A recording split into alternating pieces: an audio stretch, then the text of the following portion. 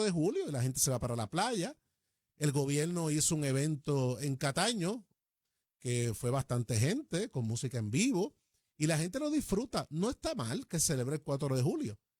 Lo que debería estar bien de igual manera es que el gobierno, igual que celebra el 4 de julio, celebre el 25 de julio, porque el 25 de julio es el día de nuestra Constitución. Entonces hay una confusión con los hermanos estadistas y aquellos hermanos estadistas que me están escuchando, pues es bueno que escuchen esto. La Constitución de Puerto Rico realmente no tiene nada que ver con el estatus. Si Puerto Rico mañana fuera independiente, se lleva la misma Constitución.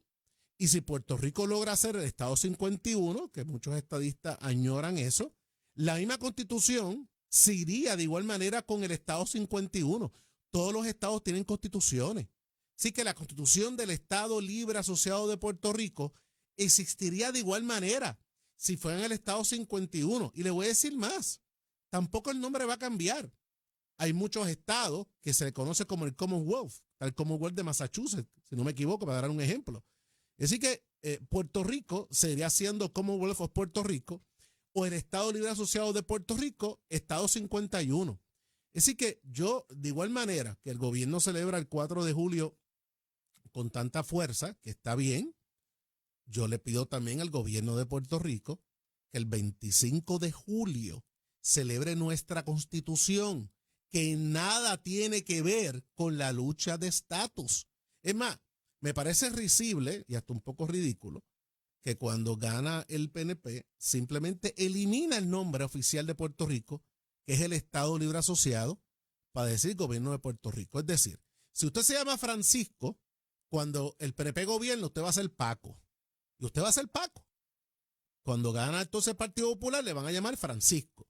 Al fin y al cabo, el nombre no hace la cosa. Así que usted, si es estadista, puede celebrar nuestra Constitución, porque nuestra Constitución nos crea este gobierno, este sistema republicano de gobierno, de Cámara, Senado, Tribunal Supremo y el Ejecutivo, y eso no va a cambiar si usted es Estado 51. Así que, por favor, de igual manera puede celebrar el 25 de julio con mucha alegría, porque es la Constitución de su país, sea Estado Libre Asociado, sea independiente o sea estadista.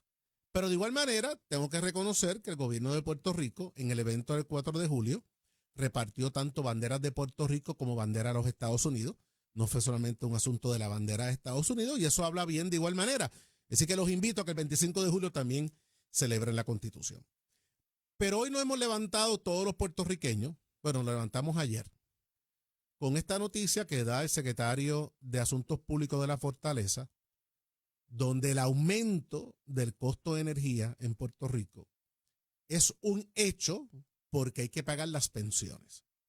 Bueno, esto lo dijo el secretario de Asuntos Públicos y hasta el día de hoy, a la hora que es, la gobernadora no lo ha desmentido, porque en otras ocasiones el secretario de Asuntos Públicos ha dicho cosas y después lo desmiente la gobernadora. Hasta ahora no lo han desmentido, así que parece que es un hecho real, que va a haber un aumento por menos ahora para garantizar el pago de las pensiones. Miren, la realidad es que esto no es culpa de la gobernadora. O sea, la gobernadora no fue la que quebró la Autoridad de Energía Eléctrica, ¿no? Eso no es su culpa. Pero el problema que está teniendo la gobernadora y este gobierno es la diatriba sobre el tema de la Autoridad de Energía Eléctrica y el tema de Luma. Prácticamente ellos se han metido unos tiros en el pie que primero cojean y ahora no pueden caminar. Porque en esta pelea constante con Luma, a base de la realidad de Luma haber adquirido un sistema anquilosado energético en Puerto Rico de muchísimos años de malo manejo, pues llevar ese asunto que todo es culpa de Luma y que ella iba a llegar al poder, iba a sacar a Luma, iba a bajar el costo energético, y lo dijo con mucha vehemencia. La realidad que una cosa es cuando tú estás en campaña y otra cosa es cuando estás gobernando. Y yo estoy seguro que la gobernadora y su equipo de trabajo se dieron cuenta que aquella promesa de campaña de eliminar a Luma, bueno, no solamente de ella, prácticamente todos los partidos políticos se fueron en ese bote de que iban a ganar las elecciones porque iban a sacar a Luma como si el pueblo puertorriqueño fuera tonto, ¿no? Que el único problema que tiene Puerto Rico es el asunto energético. Es un problema bien grande, pero el pueblo no es tonto y sabe de dónde vienen los problemas, no exactamente el de Luma.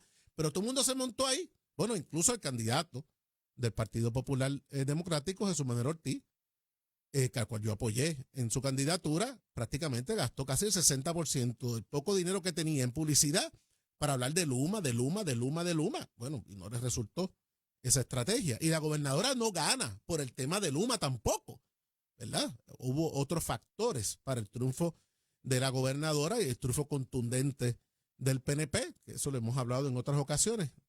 No vale la pena repetirlo ahora, en otros temas hablaremos de eso. Pero el asunto de Luma se convirtió en un asunto principal de campaña y la gobernadora en todo momento decía que iba a bajar el costo energético. Pues fíjese, se acaba de encontrar con un primer reto de que no hay otra forma de garantizar las pensiones que no sea con un aumento a la luz. Pero eso viene de la mano de una propuesta o de un informe que le hace Luma a la Autoridad de Energía Eléctrica y al negociado de energía diciendo, miren, para nosotros poder seguir manteniendo este sistema, las mejoras que hay que hacer, la compra de combustible, tener disponible o guardado en nuestros almacenes los transformadores, todo lo que necesitamos para correr el sistema eléctrico en Puerto Rico, hay que subir el costo de la luz. Es decir, hay que aumentar la factura de la luz. Y obviamente eso le forma un escándalo a todo el mundo porque nadie quiere pagar más de luz. Y eso fue la semana pasada.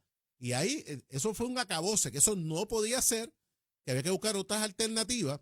Y ahora resulta que el aumento de la luz no va a ser inicialmente por culpa de Luma, sino por un asunto de las pensiones y le toca al gobierno de Puerto Rico darle la instrucción o aceptar la recomendación o la imposición de la Junta de Supervisión Fiscal que hay que meterlo en la factura de la luz. Es decir, eso sí es válido porque hay que pagar las pensiones, pero lo que presenta Luma no lo es. Miren, la realidad de esto es que la Autoridad de Energía Eléctrica de hoy no es la misma de antes. La de antes tenía capacidad de hacer emisiones de bono, de coger prestado. Y prácticamente el sucio se barría debajo de la alfombra y usted no se enteraba de muchas cosas. Incluso yo les recuerdo a ustedes, los últimos 6 meses de la administración de Luis Fortuño, venía un aumento a la luz y la Cámara y el Senado de aquel entonces, presididos por Jennifer González, hoy gobernadora, y Tomás Rivera Chat, aprobaron un préstamo para bajar, para impedir el aumento de la luz. Es decir, cogieron un préstamo a 20 años para que usted no hubiera un aumento de la luz durante el año eleccionario. Eso ahora no se puede hacer porque la autoridad está en quiebra. E incluso ese es el único asunto que queda pendiente de negociación de la deuda pública de Puerto Rico. La gran mayoría, gracias a Dios, ya se ha negociado, producto de la ley promesa, pero la Autoridad de Energía Eléctrica todavía no ha llegado a una conclusión. Luma no puede hacer lo que hacía antes el gobierno, coger prestado para gastos operacionales de infraestructura. No lo puede hacer. Es decir, que lo que está haciendo Luma, lo acepto o no el negociado, es su responsabilidad porque tiene que decirle al gobierno, miren, para yo operar esto, como yo no puedo coger prestado, necesito este aumento. La realidad es que poco a poco se va descubriendo que esto es una situación estructural y que Luma realmente no es el cuco aquí. Aquí hay un problema de muchos años y que la gobernadora y el gobierno tienen que entender que este asunto de hacer promesas de campaña para eliminar contratos, y ahorita vamos a hablar del asunto de Physician, pues le tengo una exclusiva aquí sobre ese asunto, no es tan fácil y es peligroso, porque tanto Luma y ahora Physician en su momento van a ir a los tribunales y lo primero que se van a encontrar es con el debido proceso. Es decir, no, estos contratos se están cancelando porque fue promesa de campaña. Y mucho cuidado con el SAR de Energía y con el secretario ahora de Corrección, porque la responsabilidad de ellos es bien grande y no se pueden convertir en síndicos de contratos.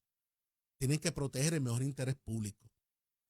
Esto es la mejor demostración, este aumento ahora por las pensiones, que no hay más salida que hacerlo.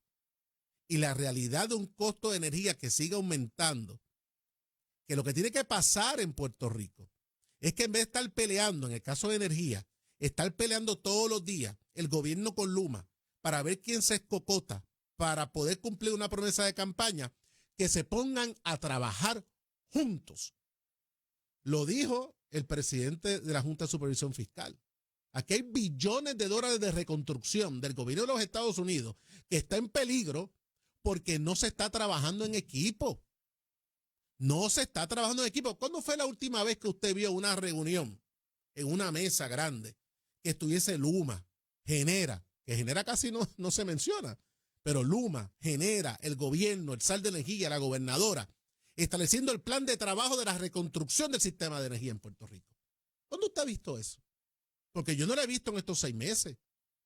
No lo están haciendo porque la promesa de campaña de eliminar a Luma es más importante que trabajar por el bien del pueblo puertorriqueño. Mire, si Luma metió la pata y usted lo puede justificar, sáquela, no hay ningún problema. Pero en el camino hay que trabajar juntos porque los retos están ahí.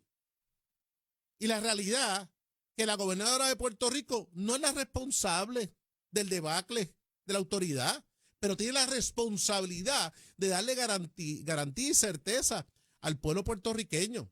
Los costos de energía van a seguir aumentando hasta que finalmente acabe el proceso de gasificar ciertas plantas, aumentar la generación de energía renovable. Eso va a seguir tardando. Lo que tiene que hacer el gobierno es aceptar que viene un costo de aumento y tiene que proteger entonces al desarrollo del pequeño, mediano comerciante, la estabilidad del sistema para traer nuevas empresas a Puerto Rico y proteger el bolsillo del consumidor. ¿Cómo se hace eso? Bajando todo lo que está alrededor, bajando las contribuciones, sino más efectivo, bajando el costo operacional de las empresas en Puerto Rico, buscando alternativas, que hay muchas, y se pueden ir hablando poco a poco. Pero esta pelea con Luma tiene que tener en algún momento dado un final. Porque mientras seguimos tratando de ver quién es más valiente y quién es más fuerte, entre los dos hay un sistema de energía que necesita trabajarse y ponerlos en situaciones buenas para el pueblo puertorriqueño. Y la Junta de Supervisión, que de igual manera estuvo celebrando supuestamente el primer presupuesto balanceado desde que llegó la Junta, lo cual es falso. Y vamos a tener más adelante, luego de nuestra entrevista con el representante Ramón Torres, vamos a tener también al amigo Jesús Santa, que fue presidente de la Comisión de Hacienda en la pasada administración de la Cámara de Representantes, para dar un poquito de este asunto sobre la Junta de Supervisión y el primer presupuesto balanceado del pueblo de Puerto Rico, ¿verdad? Pero la realidad es que ese próximos presupuestos balanceados tienen que empezar a ver y la Junta a entender que hay unos dineros que recurrentemente se aceptan como que se están recibiendo para el mantenimiento de la estructura de Puerto Rico y el pago de bonos que van a tener que ser modificados para beneficio del consumidor. Y específicamente estoy hablando del impuesto al consumo, del IVU. Del IVU hay que hablar un poco en el camino. Porque la realidad es que si bien es cierto que en un momento dado se subió a los 11.5 y aceptó responsabilidad, yo fui presidente de la Cámara cuando eso sucedió, se hizo en un momento dado que estábamos tratando de buscar alternativas para evitar la quiebra. Porque las casas acreditadoras, Moody's, Standard & Poor's, que yo no sé cómo el gobierno de Puerto Rico no las ha demandado, porque esas dos son parte responsable de la debacle de Puerto Rico. Porque de un día para otro, de darnos clasificación A y B para emisiones de bonos, de repente nos enviaron a chatarra en un concubernio con los bonistas y con los fondos buitres. Esa es la verdad, pero bueno, no sé cómo el gobierno no ha demandado a estas dos casas acreditadoras. La realidad es que en aquel momento dado nuestra generación hizo todo lo posible para evitar lo que finalmente ocurrió. Pero la realidad es que esas acciones, al fin y al cabo, nos llevaron que no hubo cómo salvar la situación, que no fuera con promesa y un mecanismo para proteger al pueblo puertorriqueño. Pero esos son temas que se tienen que discutir de igual manera para bajar el costo del bolsillo de los puertorriqueños. Pero, al fin y al cabo, ahí está el tema. Pero, ahora les voy a hablar de algo interesante y una exclusiva que le tengo a ustedes aquí. Ustedes saben que el gobierno de Puerto Rico decidió que iba a eliminar el contrato de Physicians, que es la compañía que tiene a cargo todo lo que son los servicios médicos en las cárceles de Puerto Rico. De la noche a la mañana decido que voy a eliminar el contrato basado supuestamente que Physicians es el responsable absoluto de que este reo, que ni voy a mencionar el nombre de él y mucho menos de la víctima, porque ustedes conocen el caso, donde este asesino salió en libertad y 2 años, casi 2 años de estar en libertad, porque no fue que salió y el otro día mató a esta mujer. Casi 1 año y medio después de salir en libertad, cometió otro asesinato, porque estuvo preso por asesino y mató a esta mujer. Y ahora, la Administración de Corrección del Gobierno de Puerto Rico le quiere hacer creer al pueblo puertorriqueño que corrección no tuvo nada que ver y que el culpable absoluto de esto es Physicians. Y yo le digo al secretario de Corrección que por lo que he escuchado es una persona honorable, muy preparada, muy inteligente. Cuidado de no caer en este asunto de que esto fue una promesa de campaña y por cumplir una promesa de campaña usted meta al pueblo puertorriqueño en un lío y en una demanda que por lo que he visto no hay forma que la gane el pueblo de Puerto Rico. Miren, usted sabe que Tomás Rivera Chat y la delegación del PNP no comparten la opinión del gobierno de Puerto Rico de que el culpable de que esta persona se lleva a la calle es de Physicians. La pasada Asamblea Legislativa hizo 1, 2, 3, 4, 5, 6, 7, 8, 9, 10 vistas públicas para atender el asunto de por qué este asesino salió a la calle y mató a esta mujer. Y en esas vistas públicas, la delegación de minoría en aquel momento dado, que hoy es de mayoría, hizo un informe diferente al que hizo la mayoría del Partido Popular en aquel momento. Y este informe que yo tengo aquí, que lo firma Tomás Rivera Chat, hoy presidente del Senado, portavoz de minoría el pasado cuatrenio, que da gusto que usted lo lea. Obviamente se nota que lo hizo un presidente de un cuerpo legislativo. Y yo voy a publicar este informe de minoría, lo voy a publicar en mi página de Twitter después del programa, JR Perello, para que usted lo lea. Pero miren la conclusión que hace la delegación del PNP sobre estas vistas públicas, y lo quiero leer porque es algo que hay que leer. Lo dice: de las vistas públicas celebradas surgió, aquí el nombre del reo, Ávila Vázquez, ingresó al sistema correccional el 14 de febrero de 2005 como sumariado y luego resultó convicto el 15 de junio del 2005. En el año 2007, el señor M. Ávila sufrió una caída mientras realizaba trabajos en el Departamento de Corrección, siendo referido a las clínicas del Fondo del Seguro de Estado, donde fue evaluado y referido a tratamiento. El 12 de julio del 2010, el señor Ávila Vázquez fue intervenido quirúrgicamente y se le realizó un procedimiento de laminectomía en los lumbares L4 y L5 por médicos de la Corporación del Fondo del Seguro del Estado. A raíz de esta intervención quirúrgica, el paciente fue referido a la clínica de paraplegia del Fondo del Seguro del Estado, en la cual estuvo recibiendo tratamiento ininterrumpido hasta el 6 de noviembre del 2015.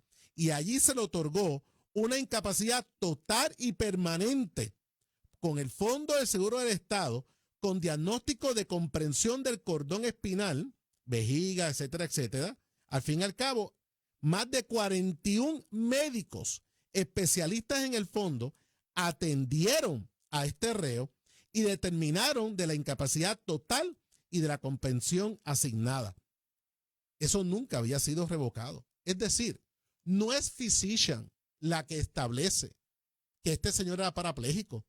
Es el Fondo del Seguro del Estado y más de 41 médicos que lo atendieron.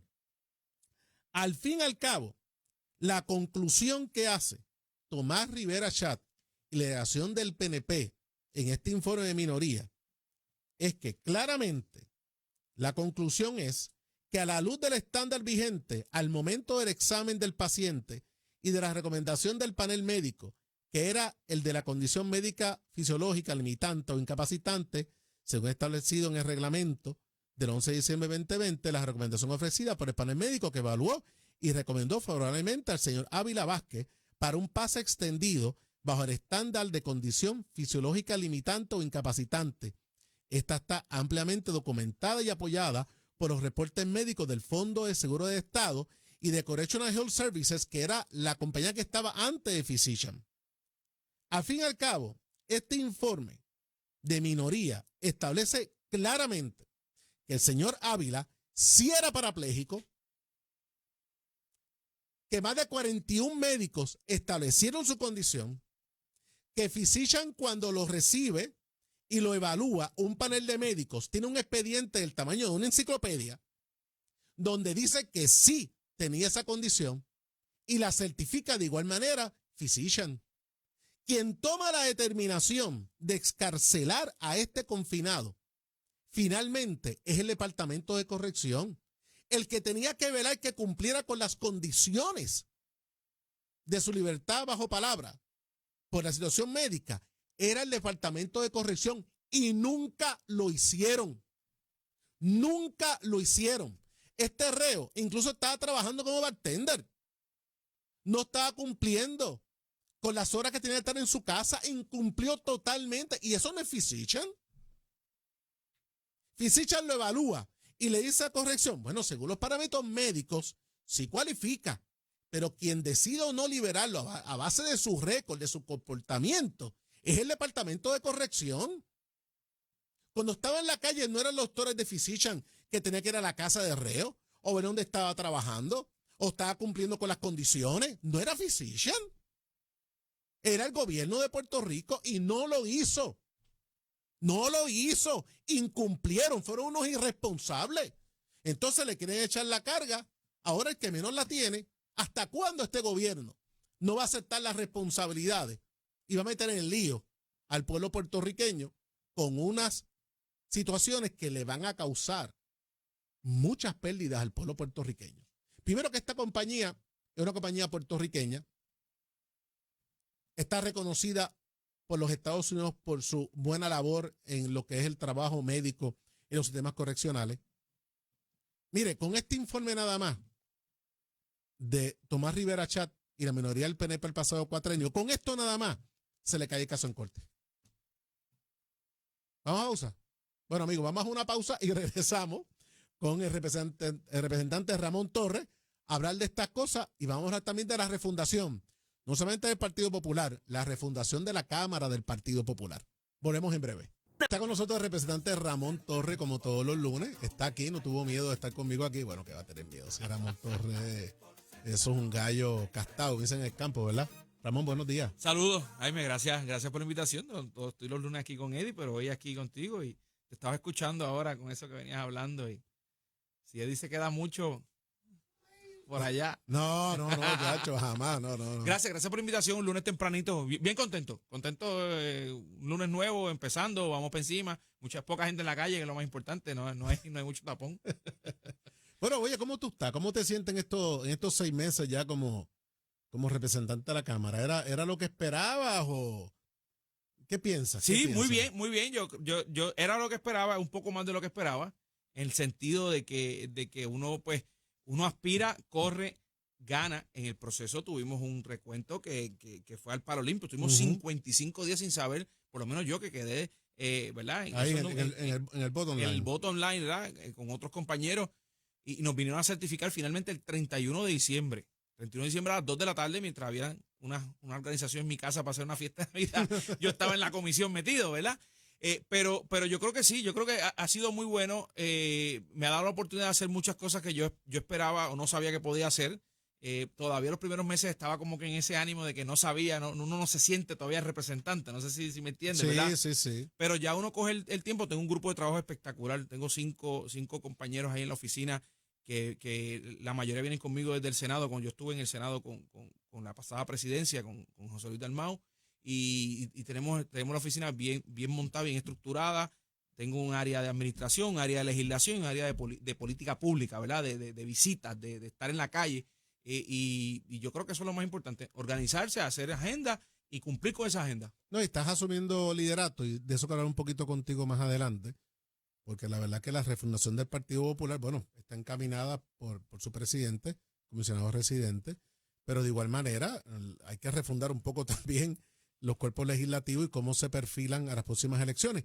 Pero antes de hablar de eso, quisiera hablar un poco contigo porque yo sé que tú participaste como asesor en la comisión que tuvo a su vez el estudio, las vistas públicas de este asunto que hemos hablado de Physician, que yo acabo de leer parte del informe de minoría.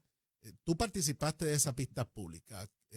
¿Cuál fue tu impresión de lo que pasó ahí realmente sobre este asunto? ¿No? ¿Es como lo quisieron plantear o la minoría parlamentaria tiene razón en los planteamientos? Que yo creo que tiene razón. Mira, no solamente la minoría parlamentaria en aquel momento con este informe que acabas de leer tiene gran parte de la razón, ¿verdad? Hay otras cosas que no se dicen ni en este informe ni en el informe de mayoría. Y te voy a decir una. O sea, en el cuatrienio del 2012, el cuatrienio que el gobernador Alejandro García Padilla, usted era el presidente de la Cámara, Batia era el presidente del Senado, yo trabajé en el Departamento de Corrección como secretario auxiliar. O sea, este señor estuvo con el escritorio del secretario en aquel momento, el licenciado Inar Ramos, para salir de esta misma forma en 2 ocasiones y las 2 ocasiones se denegó. Porque no es solamente cumplir con los requisitos, es que tenga recursos familiares. Este señor no tiene recursos familiares. Eso es un dato importante, que lo recoge el informe de la mayoría y el informe de la minoría no lo dice. Otra cosa que no recoge los informes es que allí se dijo en esas vistas, ya estoy en las vistas del cuatrienio pasado, que la secretaria de Corrección faltaba a su deber de estar todo el tiempo en corrección. O sea, estamos hablando de lo que yo llamaba la cheerleader de Pedro Pierluisi en el momento de la primaria. La que le llenaba, las actividades con empleados públicos y la que estaba pendiente de movilización en el distrito de Bayamón. Si te acuerdas, que fue que nos movieron a los secretarios. Sí, me acuerdo de ese issue. Entonces, el issue aquí fue que ella delegó el que se tomara una decisión si salía o no salía en unos empleados que no tenían ella no tenía esa autoridad para delegarlo. Y esos empleados hoy están fuera ilegalmente. Hay otro informe por allí recientemente en la prensa que lo dice. Y que creo que hubo una oferta de corrección para que vinieran otra vez para atrás con unas negociaciones. Yo sinceramente y honestamente te puedo decir que el secretario de Corrección actual es una persona seria, es una persona que está haciendo el trabajo como debe ser en esta materia. Yo creo que va a tomar una buena decisión, pero ciertamente lo que mencionaste es correcto. Physician, de la manera que se trabaja esto es que Physician o los médicos, vamos a sacar Physician de ese nombre, vamos a sacarlo, ¿verdad? Los médicos tienen que revisar un expediente, no revisan una persona. Y ese expediente decía que esa persona tenía una situación incapacitante. Ahora le correspondía al secretario determinar si podía salir o no podía salir. Ejemplo sencillo, es que el tiempo nos apremia. No tenemos tiempo, tranquilo. Cuando estuvimos allí había una persona que estaba en coma. Una persona que evidentemente cumplía con todos los requisitos para salir, pero no tenía recursos familiares. Entonces no lo vamos a sacar de la cárcel para tirarlo bajo un puente. Porque su familiar no le puede dar el tratamiento que requiere humanamente, ¿verdad?, necesario. Claro. Así que no pudimos sacarlo, se tuvo que quedar allí, que era una persona que estaba totalmente en coma, que no Pero respondía. este señor logró salir, obviamente no por los doctores, logró salir porque alguien en corrección, él lo convenció de que podía salir y salió a la calle. Y eso es lo que hizo. Entonces, aquí hay un problema, licenciado y representante. Es que este asunto de que el gobierno tenga de manera programática la eliminación de contratos, porque la gobernadora contestó que en su programa de gobierno, yo no digo el programa de gobierno del PNP, no sé si eso está en el programa de gobierno, pero en su programa de gobierno estaba dejar sin efecto este contrato en específico. Y no está el debido proceso de ley. O sea, ¿cómo se convierte una promesa de campaña eliminar un contrato? Entonces, estos jefes de agencia, que es lo que debe sopesar el secretario de Corrección. Ya envió la carta que iba a eliminar el contrato, pero debe sopesar. Y él siendo abogado, siendo juez, es decir, realmente aquí están los elementos para yo dejar sin efecto este contrato porque tengo un mandato político de una promesa de campaña. ¿Cuál va a ser el efecto final del camino? Porque, vuelvo a repetir, lo primero que va a hacer esta compañía, lo primero que va a hacer cuando llegue a radicar su caso, va a someter este informe y muchas otras cosas más. Entonces, adicional, ¿hasta cuándo van a estar barriendo el sucio bajo de la alfombra para no reconocer los problemas estructurales que tiene la agencia? Porque este secretario debería llegar allí a cambiarlo todo, aceptar culpas del pasado y reformar el sistema de cárceles en Puerto Rico. Y este contrato es uno de los que son multianuales dentro del gobierno. Tradicionalmente, los contratos en el gobierno se hacen de julio a junio, porque es el año fiscal, como corre el año fiscal dentro del gobierno. Pero porque es un contrato de muchos millones de dólares, junto con el de la comida de los confinados, junto con el de Luma, junto con el que otros contratos en el gobierno, se hacen multianual, 5, 8 años.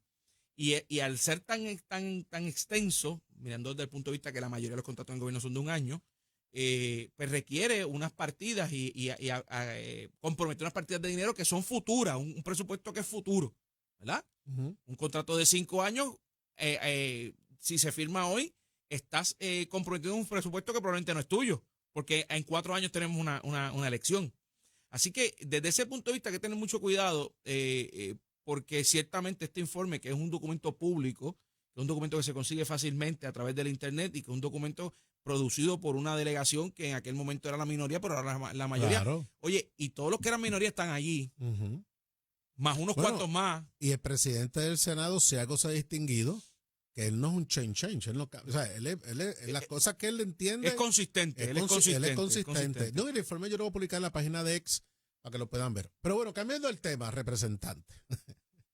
Usted lleva 6 meses como parte de una delegación muy pequeña del Partido Popular Democrático en la Cámara de Representantes, pero de salida hubo unas situaciones que marcaron una diferencia. El Partido Popular Democrático decide, por diseño, bajar a 4 los puestos por acumulación, porque ya se vería un deterioro un poco en el voto íntegro del Partido Popular, cosa que yo creo que va a cambiar en las próximas elecciones, pero ya se veía, ¿verdad? Un deterioro.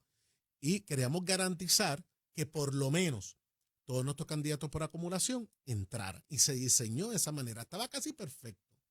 Cuando se definen los distritos, los pueblos donde se va a acumular, lo llaman los famosos bloques, quiero que sepa el pueblo puertorriqueño que aunque uno corra por acumulación, en la primaria son todos los pueblos, pero ya cuando entra la elección general se dividen en bloques donde los representantes en esos pueblos es el número 1. Por esta razón, cuando usted vota íntegro bajo la pava, él coge el voto. Y cuando se distribuyen los distritos, se supone que eso cuadre. En el Senado ocurrió perfecto. Y hay que reconocer el liderato en aquel momento de José Luis Dalmau, que quería ser, ¿verdad? Si ganaba ser presidente de la Cámara nuevamente, y él logró que sus 4 por acumulación entraran. En la Cámara de Representantes se nos colgó el amigo Gabriel López Arrieta. No entra, solamente entran 3, no entran 4 de salida. ¿Qué pasó ahí, representante? Porque no pudimos lograr que entraran nuestros 4 por acumulación. La teoría detrás de todo eso, para contestar la pregunta, es que cuando eran 6, tú acumulabas en 18 municipios de los 72, ¿verdad? Acumulabas directamente. Podían todo el mundo votar por ti, claro, pero acumulabas directamente en 18 municipios. Al reducir a 4 candidatos, pues acumulabas en 24 municipios. Eso pone una presión sobre los candidatos adicional, porque tú diseñas una campaña pensando que son 18 municipios, pero entonces tienes que rehacerla para 24. Entonces el tiempo como que no te da. Claro. Y yo tenía municipios, por ejemplo, yo acumulé. Costoso también. Por supuesto, yo acumulé en Fajardo, acumulé en Mayagüez. Una actividad en Fajardo y una en Mayagüez, uno tiene que decidir a dónde ir. Bien there, done that. Exacto. Entonces, yo siendo natural del suroeste de Puerto Rico, me dieron muchos municipios del suroeste y vivo en Trujillo Alto. Así que el gasto de gasolina fue exorbitante. Pero, vamos, ¿qué pasó? Bueno, esa documentación, eso se prepara pensando en el voto íntegro a la legislatura, no pensando en que, como los pasados años, muchas personas han votado mixto o han votado por candidatura. Y pues ciertamente los números están allí. El portavoz de la mayoría, buen amigo Héctor Ferrer, saca una cantidad de votos por encima, ¿verdad?, de lo que se esperaba, una expectativa que sacáramos. Y eso, pues, nos pone a nosotros entonces un poco más abajo en el escalafón de los 11 que podemos entrar a la Cámara. No solamente en el Senado entran los 4, es que entran corridos, uno detrás del otro. Acá entramos más dispersos. Héctor se entra segundo, Suani Vargas, la compañera Suani Vargas, representante Suani Vargas entra, me parece que cuarta de entre los 11, y yo entro 10. O sea, que en ese recuento, pues yo estuve allí, un día estaba arriba, un día estaba abajo, pero ciertamente, pues, entramos. Bueno, la realidad, bueno, yo sé, está siendo muy polite. Bueno, la realidad es que para que esa cosa ocurra, tiene que haber una campaña estructurada, donde se lleva el mensaje al electorado lo importante del equipo. Y que para garantizar que todo el mundo entrara, todo el mundo tenía que buscar ese voto íntegro yo creo que el Senado fue mucho más asertivo en buscar ese voto que lo que se pudo estructurar en la Cámara. Yo creo que la estrategia de la Cámara en aquel momento era muy dispersa. No había esta garantía de que había que votar en bloque íntegro por el Partido Popular para que todo el mundo entrara.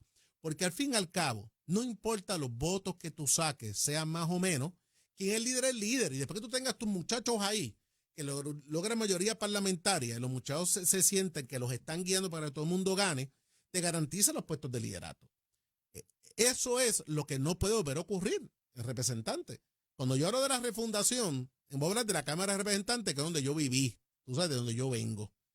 Y yo fui presidente de la Cámara y yo no llegué primero, ni en la primaria ni en la elección. ¿Por qué? Para mí es más importante que ganarán mis muchachos y mis muchachas. Porque al fin y al cabo el liderato se demuestra de esa manera. Y ese es el reto para las próximas elecciones. Entonces, ¿qué está pasando hoy en esa delegación? Porque dirán, no, es muy temprano. No, muy temprano no. Ahora que se define los líderes que lleven la causa para lograr esa mayoría parlamentaria en el próximo cuatrenio. Porque la realidad es que con el paso que está llevando el presidente del Partido Popular, Pablo José Hernández, las próximas elecciones no van a ser como esta. El Partido Popular, el candidato, de eso que va a llegar tercero, fíjense de eso. Hay una realidad. ¿Cuál es el plan? ¿Qué está pasando? Mira, ¿Qué se habla entre los muchachos y las muchachas allí en la Cámara? Qué bueno que mencionas ese tema, porque temprano fue lo que yo me levanté hoy para venir para acá. Yo nunca pienso que estamos temprano. De hecho, yo estoy en campaña ya para el 2028 y que no lo sepa, que lo sepa ahora, ¿verdad? Porque es más fácil tú estar en campaña todo el tiempo que parar y después comenzar nuevamente. Claro. Ciertamente el ánimo la intensidad es más baja, pero uno está siempre en campaña. Somos 13, de los cuales 4 somos prepa, 2 son veteranos de 1000 batallas, Roberto y Connie, que llevan allí una vida. Eso llevan una vida allí. Más de 1000 batallas. Más de 1000 batallas. Y van a la reelección seguramente. Y van a la reelección seguramente. O sea que, y vuelven a ganar. O sea que somos 6 entre los prepas y los veteranos. Y los restantes 7 son de un solo cuatrenio, que empezaron el cuatrenio pasado. O sea, son veteranos de un cuatrenio. De un cuatrenio, sí. Así que con eso en mente, cuando uno mira la delegación, y los nuevos que vayan a traer. Más los nuevos que vayan a traer, porque ciertamente pues son 40 distritos más los de acumulación. Perdón que lo interrumpa, representante, pero eso es parte del trabajo, no solamente de quien se esté perfilando como líder en la Cámara, sino también de Pablo José, porque yo estoy seguro que el presidente del Partido Popular, siguiendo un poco de lo que aprendió de su abuelo, va a estar muy pendiente de los candidatos y yo creo que él mismo va a seleccionar en algunos distritos ciertos candidatos de la altura que necesita en la colectividad para esa elección. Pero como yo veo la cosa es que los 13 que estamos vamos a ir a la reelección. A mí me parece que en materia de acumulación... Y si ganaron esta, ganan la próxima. Por supuesto, sí, porque esta fue bastante difícil. Bien difícil. Ajá. En materia de acumulación, a mí me parece que vamos a hacer 5 en lugar de 4. Los puestos que el partido va a abrir para poder moverse, ¿verdad? No van a ser 6, pero no van a ser 4 como en esta. Okay. Se van a arriesgar a que ya podemos irnos uno más. A uno más. Okay. Así que eso nos dejan el restante de los puestos por acumulación. Yo entiendo que hay 2 categorías de personas o de candidatos que van a correr. Los que fallaron en esta por pocos votos, y te puedo dar nombre y apellido, tenemos un compañero que se llama Joel Sánchez, que pierde por pocos votos allí en el Distrito 20. Correcto. Un distrito que yo conozco bien, un distrito que es bien popular, un distrito que son 2 municipios y medio, de los cuales Hormigueros es bien popular. Cabo Rojo tuvo sus situaciones, pero se perfila a ganar. San Germán es popular, pero se perfila a ganar nuevamente. Y la mitad de San Germán nada más, el área más poblada de San Germán. Es un distrito más nuestro. Es más nuestro que exactamente. Así que yo creo que eso es un given que tiene que correr. Y tenemos así como, por ejemplo, entonces tenemos los distritos en donde tenemos que buscar personas nuevas por la razón que sea, porque uno quiere correr el que corrió o porque la derrota fue fuerte y no quieren estar allí. Lo importante es que la gente se sienta, que el público se sienta, que tiene una delegación del Partido Popular que está trabajando por ello. Los temas que cada uno de nosotros hemos tocado, hemos obtenido, son temas que nos sentimos cómodos. Por ejemplo, el compañero Reinaldo Vargas de Isabela, el distrito 16, él es maestro de educación física, pues su tema es educación. Yo no entro a su tema a menos que Reinaldo me invite, a que Reinaldo tenga una situación que yo lo pueda ayudar. El tema mío es la seguridad. Pues el tema de seguridad que lo manejo soy yo. Y en ese sentido nos hemos dividido las materias para no chocar unos con los otros, número uno, para que el que hable del tema sea una persona que conozca el tema, número dos, y para número tres, tener una buena relación de compañeros. Yo creo que ahora mismo la relación entre los compañeros es excelente. Nos mantenemos comunicándonos, yo te diría que diariamente, y pues ciertamente pues vamos camino a construir una mayoría de aquí al 2028, ¿verdad? Que esa mayoría no solamente ayude al Partido Popular a hacer gobierno, sino que ayude al país a echar hacia adelante. Bueno, yo había escuchado, y creo que lo hizo público un momento dado, que el representante Héctor Ferrer, actual portavoz de minoría de la delegación, parece que no va a la reelección a la Cámara. Creo que había expresado su deseo o está explorando la posibilidad de la comisionada residente en Washington, lo cual tiene su derecho en esa exploración. Al final del camino, él definirá, ¿verdad?, qué es lo que va a hacer. Pero mientras está en ese proceso, naturalmente se pueden crear unos vacíos dentro del liderato diario de la delegación. Yo no sé cómo está funcionando la delegación hoy, o sea, no sé cómo hacen esa estrategia, se reúnen todas las semanas, ¿verdad? No sé cómo está pasando ahora. Pero esos vacíos que ocurren se empiezan a llenar. O sea, ya, ¿verdad? No me tiene que decir, ¿verdad? Pero ya está ocurriendo alguna situación de que se están perfilando en el caso de que Héctor Ferrer finalmente no corra, no se quede en la Cámara de Representantes, porque quedarse en la Cámara de Representantes es como candidato natural a aspirar a la presidencia del cuerpo. Primero un poco siguiendo los pasos de su señor padre, mi amigo de toda la vida, que si el Partido Popular en cierto momento hubiese ganado en mayoría, iba a ser el speaker sin ninguna duda. Pero ante él, la posibilidad de que él no corra y esté explorando otras cosas y se cree ese vacío, ya se está formando o se están identificando futuros líderes ya en esa delegación que puedan asumir ese rol y roles similares. Mira, la contestación a esa pregunta es que ese tema directamente no se ha tocado de frente, ¿verdad?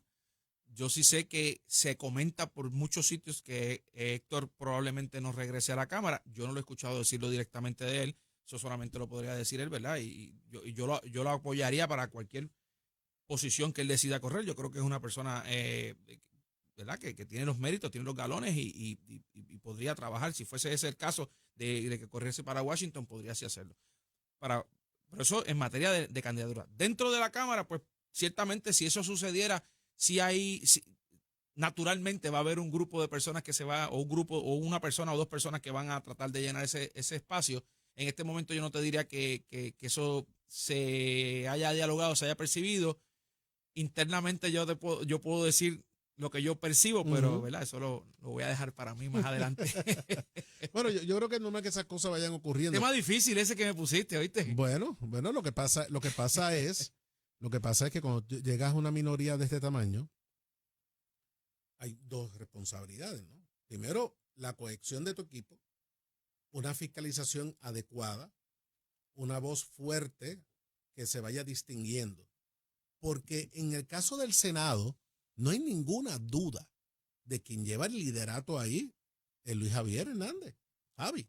O sea, no cabe la menor duda, por lo menos en fiscalización. Javi yo creo que no duerme. O sea, él está todo el tiempo estructurado. Al principio yo lo llamé y le dije, pues un poco suave porque te vas a gastar, te vas a cansar. Pero la realidad que los populares allá lo que quieren es fiscalización. Y oye, y ha pegado sus cosas. Yo creo que la más cercana es la situación de la residencia del nominado de General Garfer, nominado para secretario de Estado. Oye, que es un gran candidato, es un gran funcionario. Creo que General Garfer es de los mejores que tiene la administración de Jennifer González, pero no cumplía con la residencia. Y eso fue algo que trajo Javi y se ve muy activo en su conferencia de prensa con su delegación. Claramente se está perfilando a ser el presidente del Senado de Puerto Rico. No cabe la menor duda. Si sigue en ese paso, se puede cansar porque va muy rápido, pero, ¿verdad? Yo se lo he dicho, un poco de estrategia ahí, pero está claro. En el caso de la Cámara, no hay eso mismo. O sea, no hay, eso no se ve. Claro, cada uno de ustedes está haciendo su homework. O sea, tú estás muy activo en las redes, los turnos que tú coges en el hemiciclo los subes, turnos muy buenos y te felicito, muy estructurado. Pero no se ve lo mismo. O sea, ahí tú ves una diferencia bastante marcada lo que está pasando en la Cámara y lo que está pasando en el Senado. Sí, y quizás un poco, pero ¿verdad? Para contestar eso, yo creo que es un poco por situaciones que se han dado a la misma vez. Mira el ejemplo del caso del general Garfer con el caso de Javi, cuando Javi levanta la situación de su residencia. En la Cámara levantamos, que lo hice yo, el hecho de que inmediatamente retiran el nombramiento por razón de la fiscalización de Javi. El general Garfer habla sobre de crear un PAC. Ah, sí. Eso fuiste tú. Eso correcto. fui yo. Sí. Ese referido a ética. Eso se llama ese response. Esa lo respuesta. cogiste bien, Sí. y lo mantuviste arriba. Y lo mantuve y lo llevé a ética. Ética lo está investigando. Lo que pasa es que yo no puedo hablar sobre lo que se está pasando y lo que yo sé porque... que fue un error de juicio del general. Por supuesto. Se molestó mucho. Por supuesto. Y oye, y pues que ética decida lo que tenga que decidir. Lo que pasa, la situación es pues que el caso de Javi tuvo una buena acogida por el resultado. El caso mío no tiene resultado todavía porque ética lo que hace es que investiga y me manda una carta y me dice, no hables de lo que tú sabes porque esto es un proceso confidencial. Pero en su momento eso te dará una oportunidad de demostrar lo que es la fiscalización, que es efectiva. Claro, con mucho respeto, sin hacerle daño a las personas, porque nada personal, se quiere fiscalizar y quieren destruir la imagen de la gente, ¿verdad? Y esto es un error que él cometió, bueno, pues y la verdad que fue un buen response. Pero en términos generales, creo que debe estar de acuerdo conmigo. Sí. Que hay mucho, a lo mejor están haciendo muchas cosas, pero yo no veo esa proyección de control de una minoría parlamentaria que se ve en el Senado, yo no la veo en la Cámara. Y entre ustedes deben... Si los asuntos están divididos por temas, que es una buena estrategia, ¿verdad? Tú tienes este tema, tú tienes este tema. Eso está bien, pero eso no significa que el silencio, si está pasando una semana y hay demasiado de silencio en la delegación, porque ninguno se siente identificado con el tema que le tocó, oye, cojan el teléfono, llamen al portavoz, ¿sabes? Vamos a hacer algo, porque eso, y adicional, o sea, tienes una mayoría parlamentaria sólida, muy estructurada, nadie puede negar, o sea, Johnny Méndez será callado, pero tiene eso aceitado. Él tiene una estructura, él sabe lo que está haciendo, sus tropas están bien alineadas. No, y te das cuenta cuando yo cojo un turno y ataco para allá, se levantan tres y me zumban para acá. Entonces, pero eso es bueno, no, eso es buenísimo. Espérate, yo estoy haciendo lo mío. Entonces, pues ciertamente, porque para que la gente sepa, cuando tú coges un turno y te tiran, tú solamente podrías responder si tocan tu nombre. Claro. Pero si dicen que el lado allá, pues tú no puedes responder. Le puedes responder al presidente, no puedes ir directamente al... Correcto, pero entonces nosotros tenemos ya una estrategia de se levanta el otro y tenemos unos turnos que lo hacemos de esa manera. Pero ciertamente ellos son 36, son muchos. Oye, que tengan 6, 7 que no hagan nada, como ha pasado allí, que lo que van es... Es que todavía no sabe que están ahí. Exacto. Porque ganaron y dice, yo gané. ¿Sabes? Bueno, pero el que ganó Narmito, ese es decir, adiós, yo gané. Espérate. Déjame ver que Narmito con una voz tan fuerte, ¿verdad? Y pues tendrán 6 o 7 que no levantan la voz, pero tienen 30 que levantan la voz. Entonces tú tomas un turno y tienes veteranos ahí. No, tiene, ¿verdad? Para no mencionar el nombre, pero tienes unos veteranos sentados al frente que como yo soy prepa, me siento atrás, y tú te levantas y tiras un jafagazo para allá y de allá para acá lo que viene es un bazucazo, tú sabes. Bueno, pero eso es parte del proceso. Y no es malo. En la medida, cuando yo estuve en minoría, o sea, yo cuando llegaba al hemiciclo llegaba con 2 carpetas y decía el PNP, ahí vino este ajo.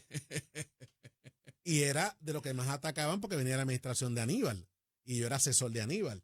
Pero ese ataque, esa fiscalización, lo que hace es que te crece de tu lado. Uno coge palo, pero se crece de su lado, ¿no? Así que esa fiscalización es muy efectiva, pero obviamente hay que bregar con eso. Mira, me identifico con eso porque yo llego con mis carpetas y con mis cosas y voy donde el portavoz de la mayoría y le digo, dame un turno en todas las medidas, dame un turno hasta la invocación, le digo, porque hoy con ganas de hablar. Entonces, me tienen un vacilón montado, la mayoría, porque dicen que es que yo me grabo los turnos para enviárselo a mi esposa para que sepa que estoy de verdad en el hemiciclo. Bueno, representante, gracias por estar con nosotros como todos los lunes. Gracias a ti. Yo creo que fue una conversación muy, muy asertiva y asuman liderato. Yo creo que tienen que hacer un trabajo. El Partido Popular se le va la vida. No se le va la vida. Vaya esa cosa de va la vida. Nunca se le va la vida. No se le va la vida. Tiene un reto grande en las próximas elecciones y están con un partido en el poder que bobo no es y poderoso es. Les deseo mucho éxito. Bueno, Gracias. el esposo de Luis estará aquí con un amigo de López. Gracias. Vamos a una pausa y ponemos una conversación muy interesante que tuvimos con el representante Ramón Torres, tal vez un poco diferente, ¿no? A lo que constantemente se habla con él, pero la realidad es que los partidos políticos tienen que empezar a definir su liderato para las próximas elecciones. Esa es la verdad. El caso de la Cámara y el Senado y la gobernación en el PNP, bueno, aparenta estar definido. Pero en el caso de la Cámara, luego de la debacle de las pasadas elecciones, es muy importante que los partidos políticos vayan definiendo su liderato. Y en el caso de los cuerpos legislativos, fíjense que el Partido Popular no gobierna desde el 2012, pero la realidad es que sí hubo mayoría parlamentaria en el pasado cuatrenio, en la administración de Pedro Pierluisi. Y dirán muchas cosas, pero la realidad es que el gobierno funcionó. Yo creo que tanto José Luis Dalmau como Rafael Tatito Hernández jugaron en equipo con el gobernador en la mayoría de las ocasiones.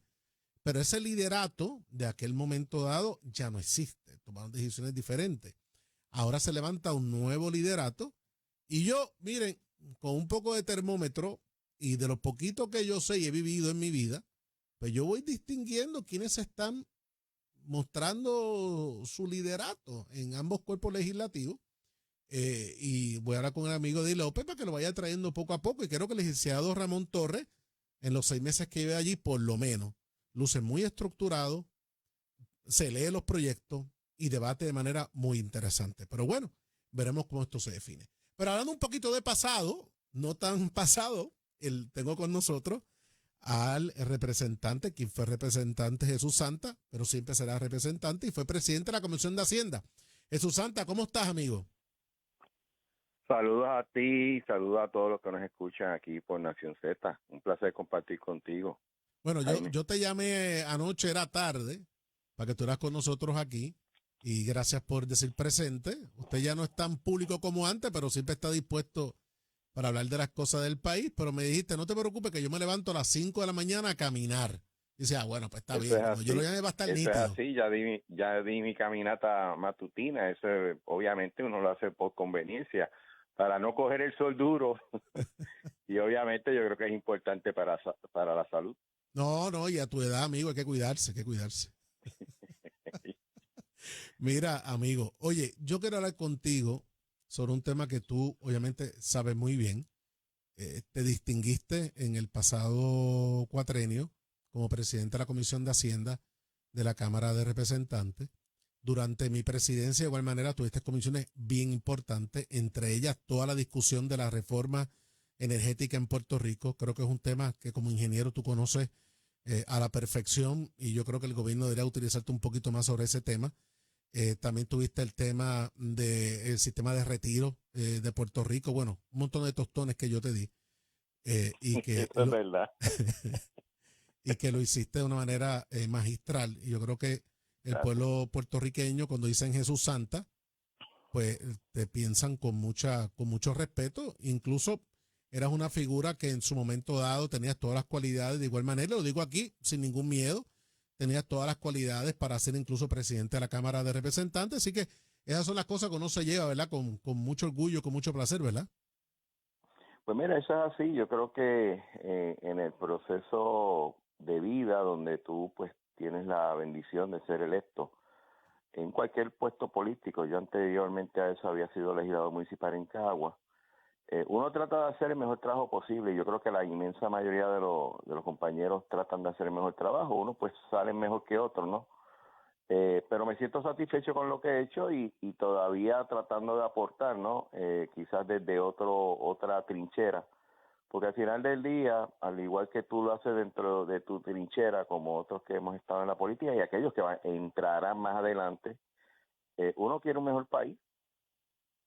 Eso es así. Oye, amigo, pero yo quiero hablar de presupuesto contigo. Porque aquí se anunció con bombos y platillos y no le quiero quitar la importancia del anuncio y el logro de la gobernadora y el logro de Charbonnier, el presidente actual de la Comisión de Hacienda, el cual distingo y respeto mucho, ni el logro del presidente de la Cámara, Johnny Méndez.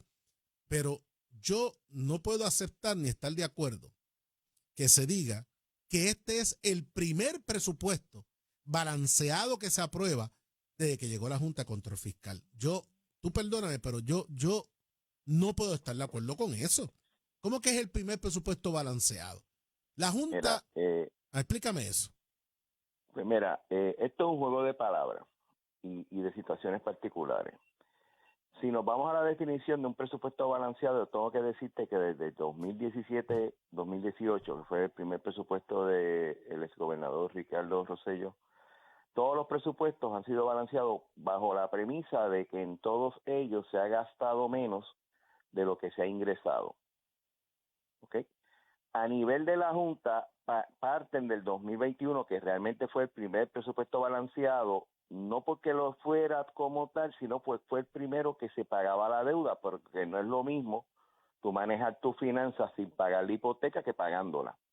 Así que para el conteo de promesa, se parte del 2021 y no del 2017-2018, pero es por esa razón, porque pues 2021 fue el primer presupuesto balanceado que se paga la deuda. Pero eso no es justo, representante. Eso no es justo establecer eso, porque cada momento histórico tiene sus retos y cada gobernador brega con lo que tiene al frente. Yo estoy planteando lo que dice la Junta, no lo que sería mi preferencia. Por ejemplo, te dije al principio, todos los presupuestos después de 2017 hasta el presente han sido balanceados, porque ninguno se ha gastado más del que se ha recogido dinero, ¿no? Se ha ingresado a las arcas públicas como tal.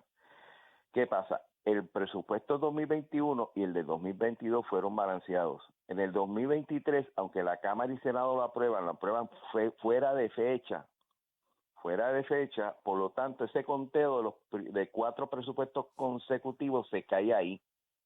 Porque la Junta dijo, mira, tú debiste haberlo aprobado el 27 de junio, lo aprobaste el 28, por lo tanto no vale.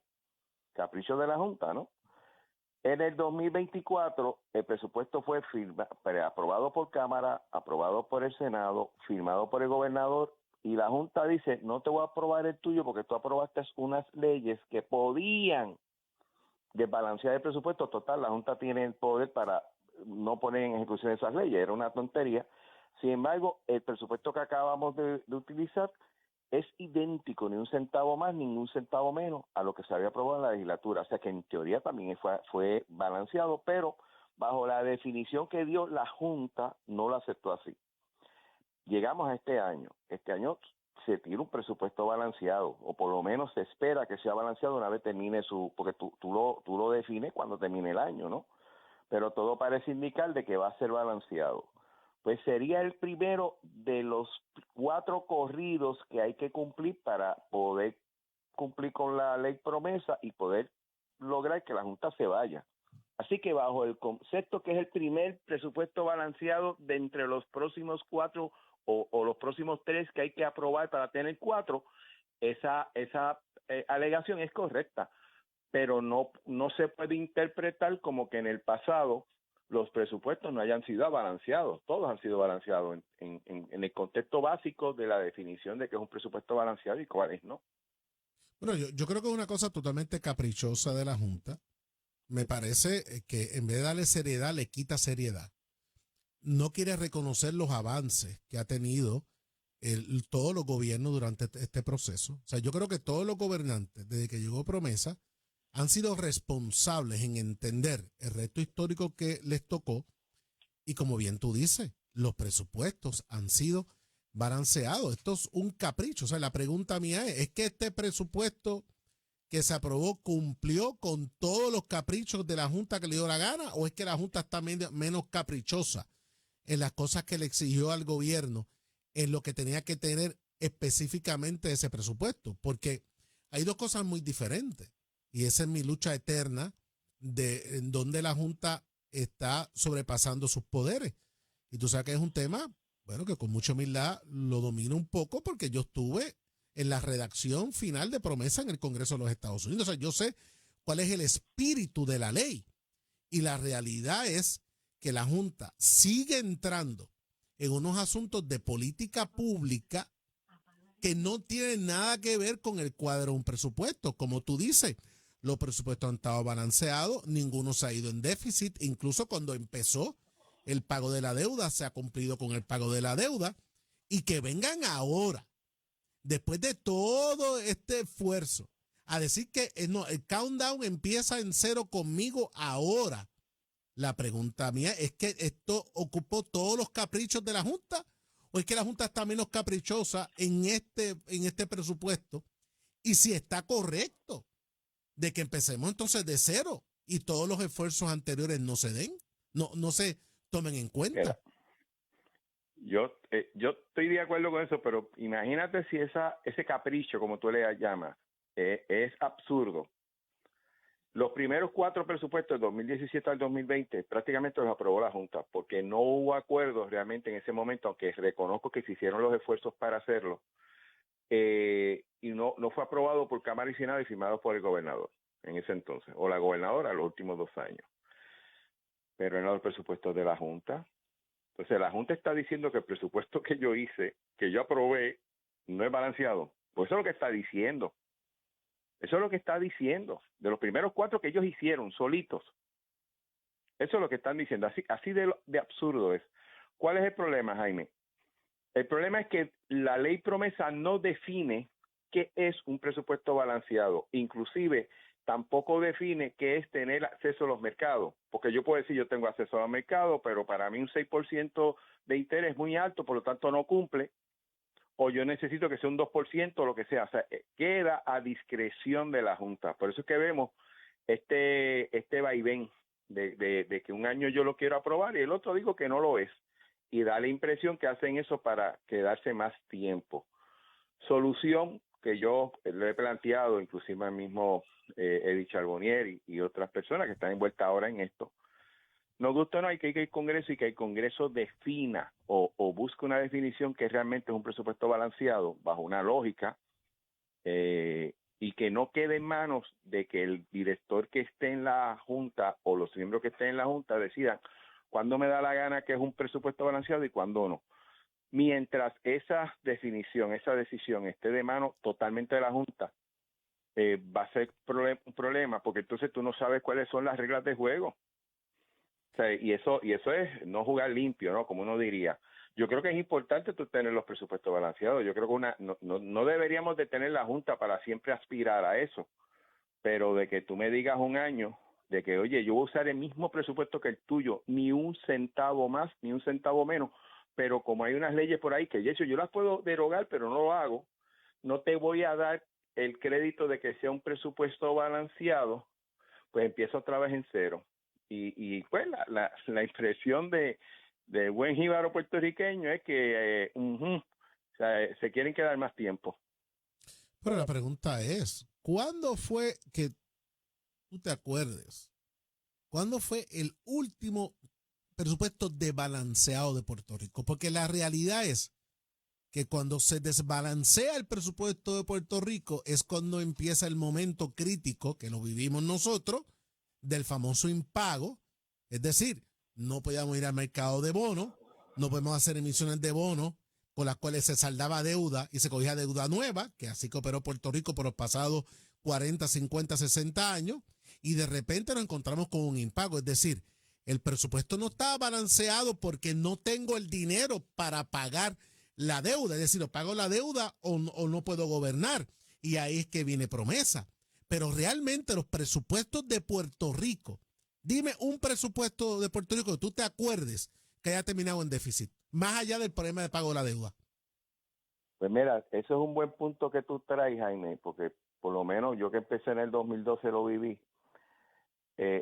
Cuando veíamos el presupuesto, el país nunca gastó más de lo que si el Departamento de Seguridad gastaba $1 billón, ese era el presupuesto, nunca gastaba más de $1 billón.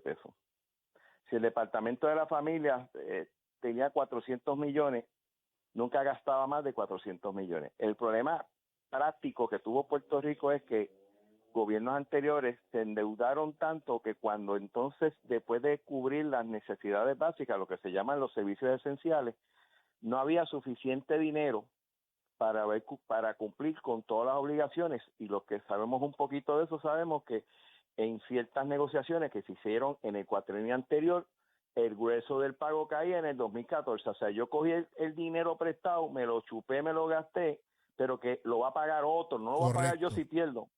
Y eso complicó la situación. Fue un issue de no poder pagar la hipoteca. Yo estaba pagando en la casa la luz, el agua, la compra, el cable, Netflix, pero no podía pagar la hipoteca porque en un momento dado se incrementó tanto en ese mismo cuatrienio que los ingresos no daban para pagar la deuda. De hecho, por eso es que, aunque es una mensaje un poco más ideológico, pero en parte tiene razón, dicen que el Congreso crea la Junta para pagar la deuda.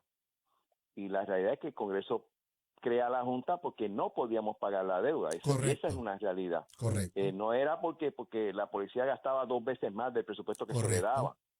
Así que esa dinámica también es bueno entenderla, porque al final del día, Jaime, lo que queremos es que esto no se repita. Claro. Y yo creo que lo mejor que tú puedes hacer con un error es aprender de él, ¿no?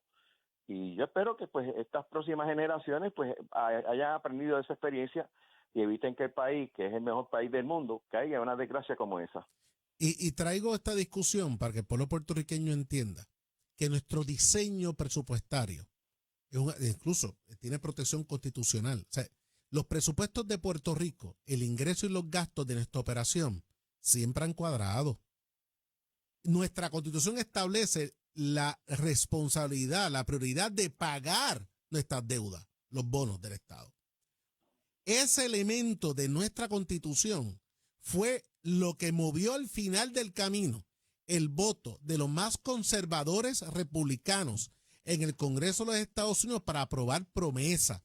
Porque nosotros cabildeamos para aprobar promesa, porque si promesa no existía, caíamos en un impago. La Junta fue requisito para darnos la protección. Pero fue nuestra constitución con la que se convenció, dice, espérate, es que aquí siempre se va a pagar nuestra deuda porque hay una obligación constitucional. Así que vamos a buscar el mecanismo para que puedan pagarla. Pero esa situación es que creó un presupuesto desbalanceado. Puerto Rico no ha tenido presupuestos desbalanceados. Cuando tú me dices que no se delegó a la Junta definir qué es un presupuesto balanceado y qué regresa al mercado de bonos, porque el Congreso nunca le dio esa responsabilidad promesa. O sea, el Congreso cuando crea esta ley está pensando en que es el gobierno de Puerto Rico que va, en sus definiciones naturales, establecer lo que es un presupuesto balanceado y definir, puedo ir al mercado de bonos.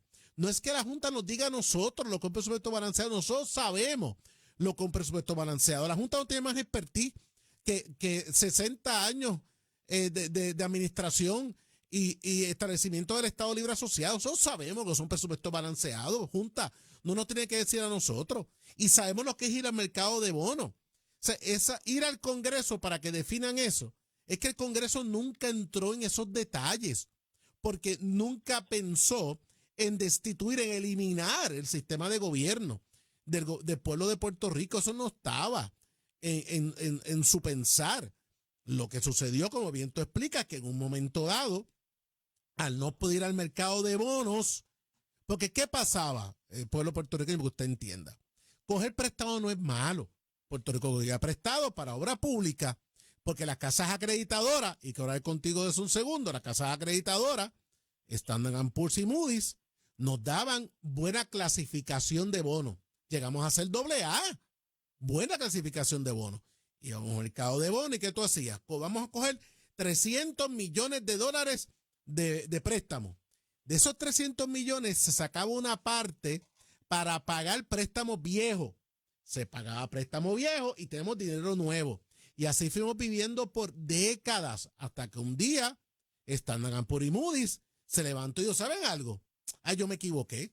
Usted no le voy a prestar más. Ustedes no son AAA ni B, ustedes son Z, ustedes son F, se colgaron. Por eso yo siempre he dicho que el gobierno de Puerto Rico debió demandar a las casas acreditadoras. Ellos tenían una responsabilidad y de un día para otro nos tiraron a chatarra y viajamos a Washington, nos reunimos con ellos, nos hicieron hacer la reforma de pensiones, hicimos un montón de cosas, incluyendo el IVA y el IBU. Pero al fin y al cabo no importó nada y nos tiraron a chatarra de cualquier manera.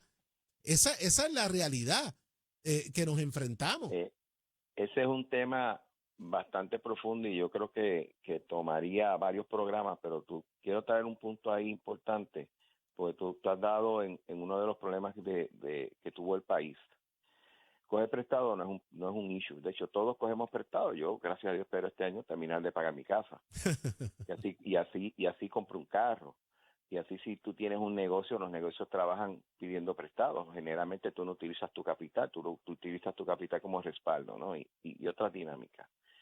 El problema que se tuvo fue que en un momento dado, en las casas acreditadoras dieron de un plumazo, de un día a otro, yo creo que pasó una semana, de una clasificación de que Puerto Rico era un buen pagador, a Puerto Rico no te puede pagar.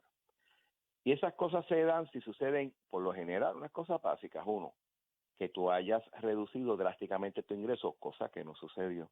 Al contrario, los ingresos se habían mantenido o habían subido poco a poco. O tú incrementaste dramáticamente tus gastos, que tampoco ocurrió. De hecho, en ese último cuatrenio prácticamente los gastos bajaron. O sea, nosotros tuvimos que apretar la tuerca, vamos a ponerlo así, y eso tuvo un costo político. Así que esa decisión que toman las casas acreditadoras va en contra de toda lógica por la cual tú cualificas a una persona si es capaz de pagar o no pagar un préstamo. Esto es como cuando tú estás y el banco te evalúa. Si usted va a un banco y usted demuestra que en los últimos años su ingreso ha estado estable o inclusive ha aumentado un poco, y usted demuestra que sus gastos son estables, usted no espera que el banco le caiga encima, ¿verdad? Usted espera que el banco le preste. Pues eso esperaba Puerto Rico y no sucedió. Así que yo creo que hay una responsabilidad y hay una deuda ahí y que todavía hay una pelea que no sé si se pueda dar todavía, porque yo creo que parte de la situación fue empujada por las mismas casas. En ese sentido, yo creo que los negocios tú los rehaces, o sea, meterte a quiebra no quiere decir que tú vas a cerrar el negocio y venderlo todo. Tú haces una reestructuración financiera y sigues operando con unas responsabilidades. Y lo triste de caso que también dijiste muy bien, ellos nos dieron una exigencia de hacer unos ajustes en la operación de gobierno que se hicieron, porque yo los puedo entender si tú me dices reduce el gasto de gobierno y yo no lo haga, o me diga, mira, tú tienes que ser más eficiente en la captación del IBU, que se hizo, y no sé, si no se hubiese hecho, pues yo puedo entender, pues mira, el castigo es que te voy a bajar la clasificación, pero nada de eso hubo muchas cosas extrañas. Pero al final del día nos cayó promesa que la intención o la razón principal de promesa es hacer el famoso stay, y era de que los bonistas no tuvieran el poder de apoderarse del dinero de los salarios, de las pensiones, que el gobierno pudiera seguir operando en lo que se hacía una nueva renegociación de la deuda, que fue lo que se logró, y para orgullo, yo creo, no de uno, del país, nosotros eliminamos casi un 65-66% de la deuda. O sea, de cada 100 pesos que se debía el país, ahora debemos 30. Así que yo creo que fue un buen negocio. Hay gente que dice que se pudo haber hecho más, pues quién sabe, pero no me pueden decir que fue un mal negocio. Tanto es así que el presupuesto ha subido 3,000 millones, tanto es así que se ha dado aumento a los empleados públicos. Todavía falta, ¿verdad? Pero se ha logrado unas cosas. Lo importante es seguir una buena política fiscal y responsable y buscar evitar cometer errores o situaciones que ocurrieron en el pasado. Digo, la realidad, y se ha demostrado con el tiempo, por eso hablo del tema de que las casas acreditadoras debieron haber sido demandadas por el pueblo de Puerto Rico. Claramente había un contubernio con los bonistas. Lo había. O sea, había un contubernio. O sea, la realidad es que era una cosa planificada para tratar de llevar a Puerto Rico a un nivel de que tuvimos que pagar lo que no teníamos y llevarnos a una situación muy crítica. O sea, la realidad que promesa fue un llamado del pueblo puertorriqueño que nosotros la pedimos, porque aquí hablan, no, porque una imposición, porque somos colonia. Vamos a estar claros. Nosotros fuimos al Departamento del Tesoro, nosotros pedimos aprobar una legislación para tener acceso a la quiebra, un proyecto del gobernador Pierluisi, en aquel momento comisionado residente. Nosotros pedimos la ayuda. Ellos nos dieron la ayuda, luego de un proceso muy complicado de negociaciones, nos dieron promesa con la Junta. El problema que hemos tenido con la Junta es que ellos no han entendido por qué se crearon. Ellos se creen que ellos llegaron aquí a gobernar. Y yo les digo, les puedo decir con conocimiento de causa, que ningún congresista Ningún legislador pensó que aquí iba a gobernar Promesa. Ese fue el error. Y hay que entender que originalmente era una junta de control. Sean Duffy, cuando escribió Promesa, primero una junta de control y logramos con enmienda llevarlo a una junta de supervisión. Usted supervisa, usted no gobierna, usted no establece política pública. Usted tiene que hacer que los ingresos den para pagar deuda e ir al mercado de bonos. Y ¿saben algo? Eso se logró hace tiempo. Este no es el primer presupuesto balanceado, no lo es. Y yo sé que políticamente suena bonito, pero el propio gobierno tiene que aceptar, un gobierno que lleva todas estas administraciones del PNP, por amor a Dios, van a decir que los 4 años de Pierluisi en los presupuestos eran desbalanceados, o sea que esa legislatura no funcionó, el gobernador no funcionó, los de Ricky tampoco. No me parece correcto. Pero representante, gracias por estar con nosotros. Creo que tú abonas a una parte importante en la historia. No te pierdas, creo que debes seguir formando parte de los recursos de Nación Z, se lo voy a decir a Eddie, porque hay una historia. Y eso que nos hablamos del tema de energía, que lo quiero reservar para otro momento, porque también de ese tostón tú sabes algo. Ese fue bien interesante, pero nada, tendremos tiempo y siempre es disponible al público a poder discutir estos temas con profundidad y altura. Muchas gracias, Jesús Santa. Bueno, vamos a una pausa. Creo que lo haya hecho yo bastante bien, que nadie se haya aburrido. Estamos tratando de analizar las cosas de la manera más neutral posible, ¿verdad? Dando las victorias y las cosas para recomendar y las cosas que no podemos aceptar porque no nos parece correcta. Este tema del presupuesto, si alguien no debería aceptar que es el primer presupuesto balanceado desde que la Junta se creó, debe ser el gobierno del Partido Nuevo Progresista, porque ese fue el gobierno que le tocó administrar el país luego de Promesa. O sea, Promesa se aprueba durante la administración del Partido Popular Democrático, donde yo fui presidente de la Cámara, Don Los Bate, presidente del Senado, y Arnaldo García Padilla, gobernador. Nos tocó a esa generación tomar decisiones bien difíciles. Pero quien empieza a operar el gobierno con Promesa han sido todas administraciones del Partido Nuevo Progresista. El Partido Popular no ha vuelto a gobernar. Entonces, decir que el Partido Nuevo Progresista no fue responsable con presupuestos balanceados, yo no lo puedo aceptar. Todos los gobernantes, desde Promesa para acá, han sido responsables y han logrado presupuestos balanceados. Nunca se ha gastado más de lo que se presupuesta. Es más, nunca ha ocurrido. Si algo debe sentirse orgullosos los puertorriqueños, desde el establecimiento del Estado Libre Asociado y las garantías de la Constitución frente al pago de la deuda, es que hemos tenido presupuestos balanceados todo este tiempo. Y el Partido No Progresista ha sido responsable y ha logrado presupuestos balanceados. Lo que cambió la cosa, y muy bien lo explicó el representante Jesús Santa, que fue presidente de la Comisión de Gobierno el pasado cuatrienio y estuvo en comisiones muy importantes durante mi presidencia, es que en un momento dado la deuda no se podía pagar porque entramos a un impago y como no podían volver al mercado de bonos, no había dinero para pagar deuda, porque la deuda vieja se paga con bonos, así que funciona. Sobra dinero nuevo y se usa parte para pagar deuda vieja. Así siempre ha funcionado aquí y en la China. Bueno, la China tiene la deuda más grande del mundo, pero aquí la China ha ocurrido eso. Así que la realidad, y cuando eso ocurre, pues entonces el pueblo puertorriqueño dice, espérate, si no me va a dejar ir al mercado de bonos, pues yo tengo que dar una protección. No tengo acceso a quiebra, porque nosotros tenemos acceso a quiebra hasta 1981-82, que milagrosamente nadie sabe cómo. En un proyecto, el Congreso le quitó el acceso a la quiebra a Puerto Rico. Nadie supo nada de eso hasta que llegamos al impago. Primero fuimos al Congreso de los Estados Unidos, fuimos al Tesoro de los Estados Unidos. Yo me reuní 2 veces con el secretario del Tesoro para pedirle un préstamo puente, llamado un bridge loan. Es decir, mire, nosotros hemos hecho todo esto que nos pide una casa acreditadora. Sistema de pensiones, aumentamos el IVU, bueno, todo lo que se hizo. Se congeló los derechos, los convenios colectivos. ¿Qué no hicimos nosotros para demostrar que somos un país responsable? Y fuimos responsables. Hicimos todo esto, así que por favor, denos un préstamo para poder pagar nuestras obligaciones porque nuestro plan nos pone a nosotros en tanto tiempo en capacidad de pago. Este se lo dijo, no way José. Había un proyecto en la Cámara de Representantes, creo que porque la historia es buena que la conozcamos. Había un proyecto en la Cámara de Representantes de aquel momento comisionado residente Pedro Pierluisi. Y ese proyecto era para darnos acceso a la quiebra.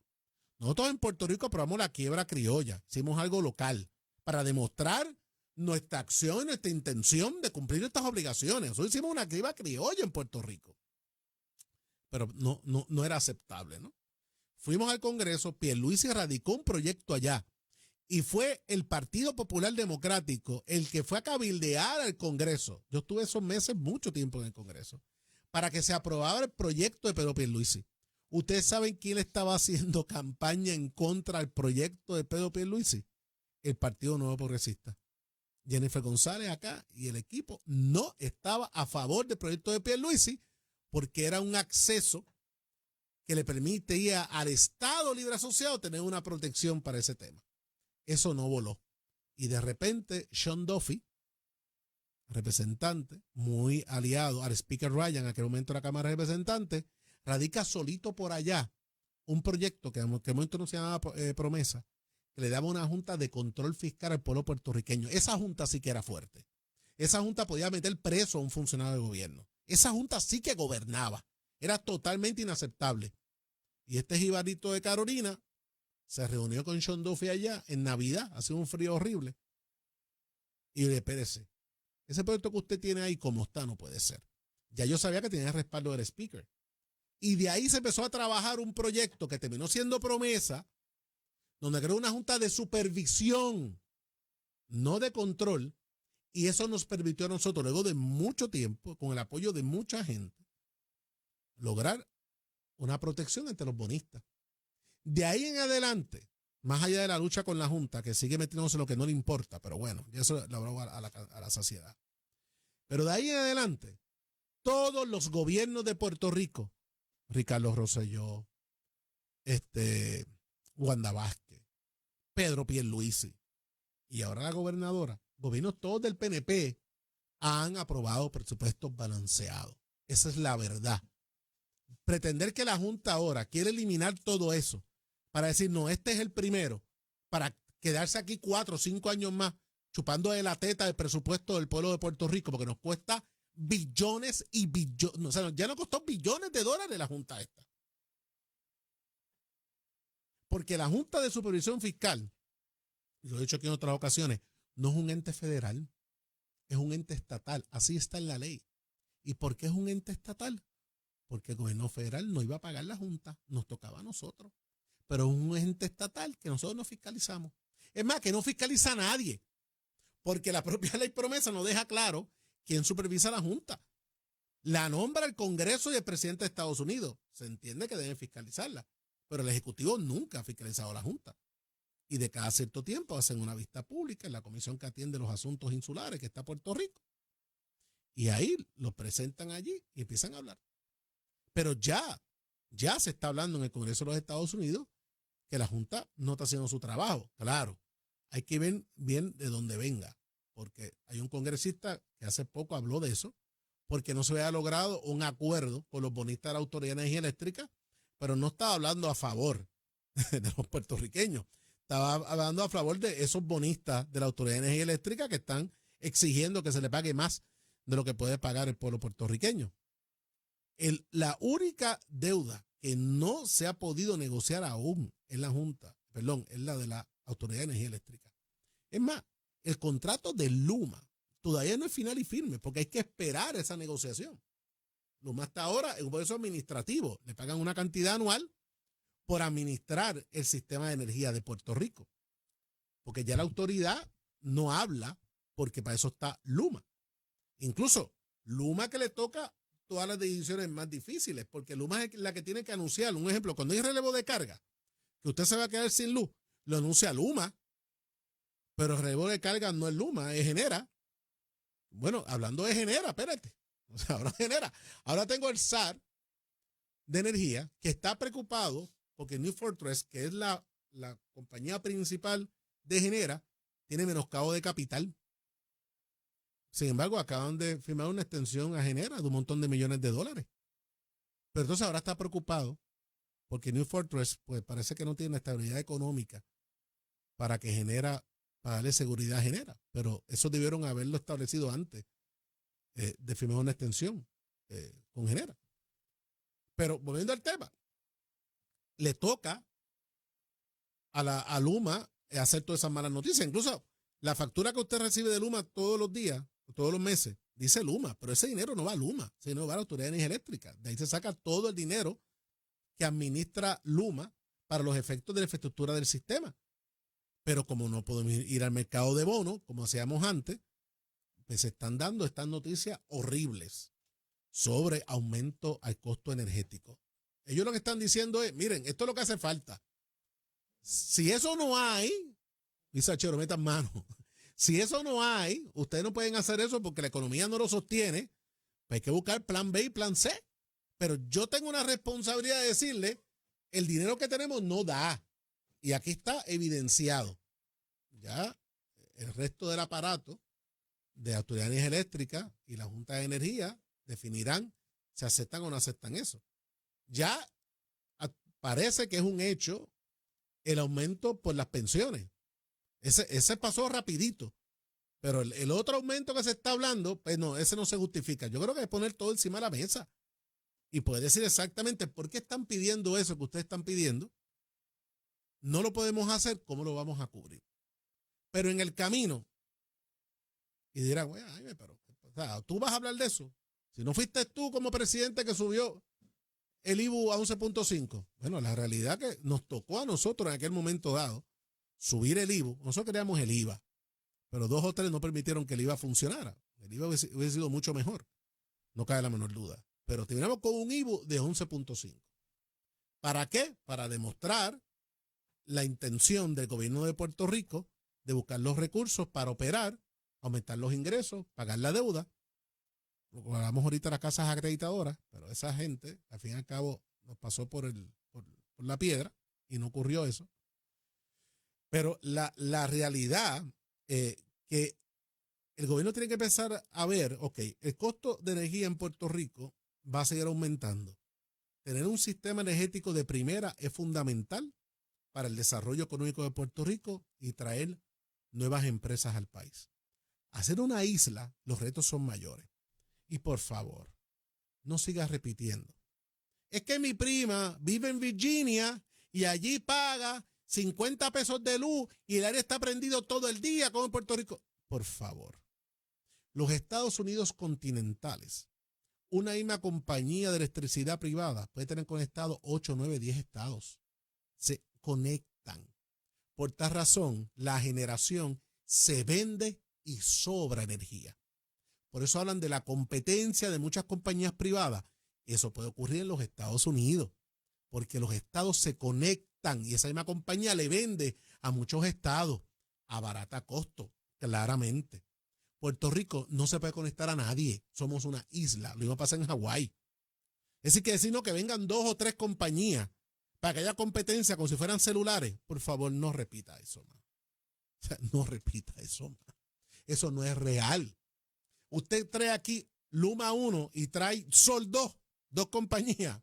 Al fin y al cabo se deben poner de acuerdo de lo que van a cobrar porque no somos una isla.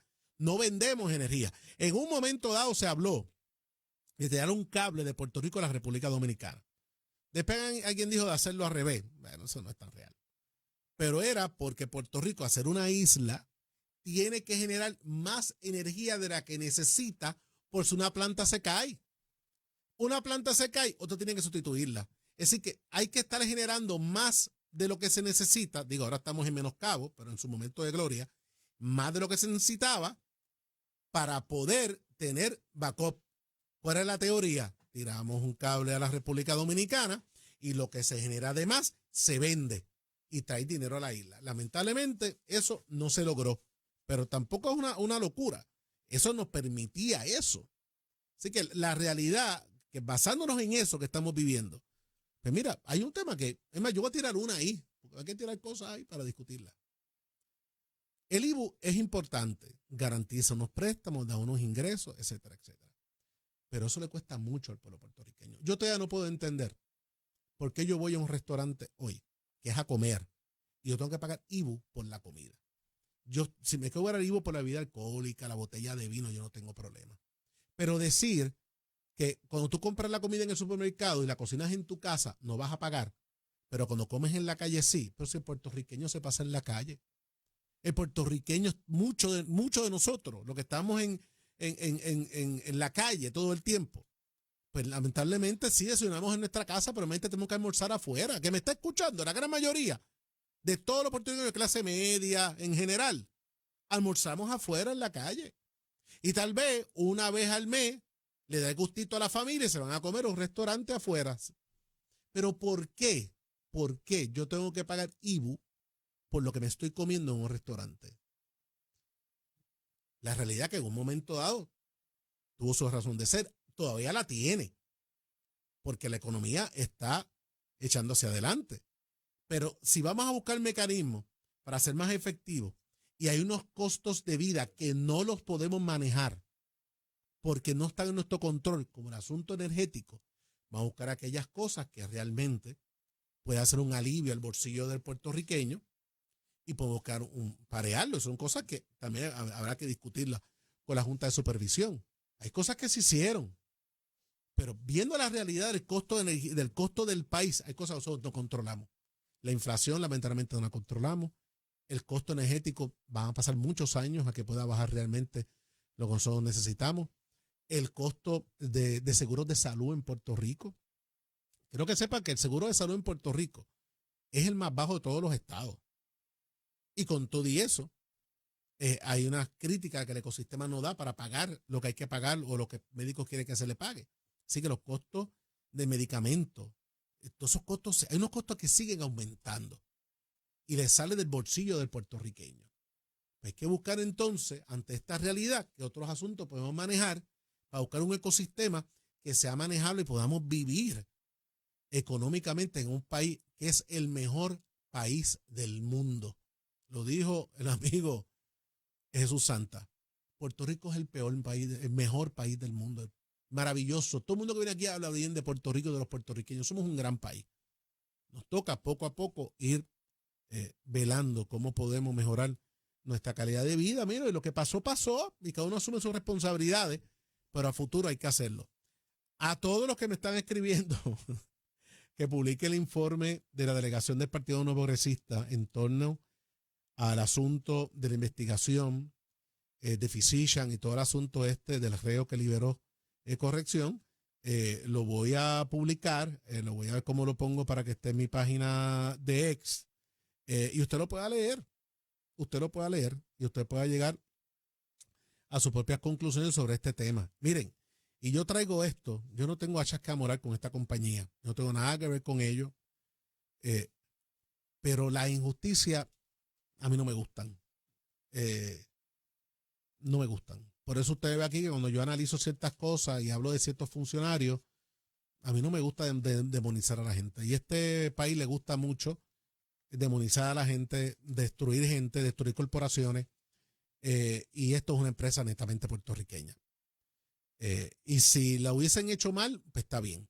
Si hay otros asuntos adicionales a este, que es lo que está utilizando el Departamento de Corrección para dar sin efecto el contrato de Physician, perfecto.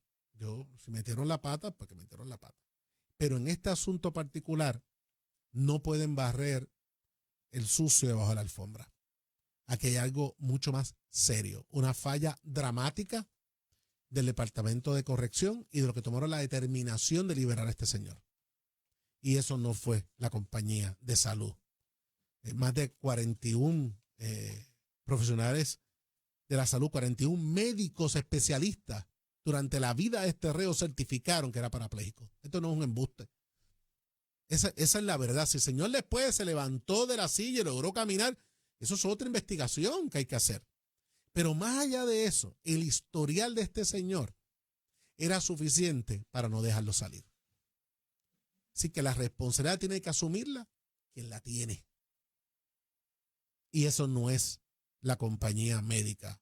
Lo siento, Physician, no lo es. Y este informe yo creo que firmado por Tomás Rivera Chat es más que específico. Así que esto es una decisión que obviamente no tiene respaldo de lo que hoy es la mayoría parlamentaria, son los mismos que firmaron eso en esta ocasión. Bueno, mis amigos, yo les agradezco que me hayan soportado durante estas 2 horas. Mañana regresamos con este compromiso que he hecho con ustedes y con el amigo Eddie López, que ya vuelve el lunes, tranquilo. Eddie López vuelve el lunes, pero yo estaré con ustedes el resto de esta semana analizando los asuntos que veo ante mí, tratando de buscar soluciones. Mire, echar para adelante al pueblo puertorriqueño. Yo siempre le he deseado y le deseo lo mejor al gobierno electo del pueblo puertorriqueño. A Jennifer González, a Tomás Rivera Chat, a Johnny Méndez. Me parece que el pueblo puertorriqueño le da un mandato.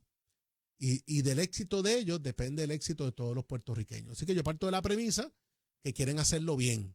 Han cometido unos errores estos primeros 6 meses, pero creo que lo quieren hacer bien. En ese camino tendrán siempre el respaldo de este humilde puertorriqueño y las cosas que entiendo que se pueden mejorar, aquí lo diré con mucha humildad. Bueno, mis amigos, nos vemos mañana a las 6 de la mañana aquí en Nación Z por Z93. Que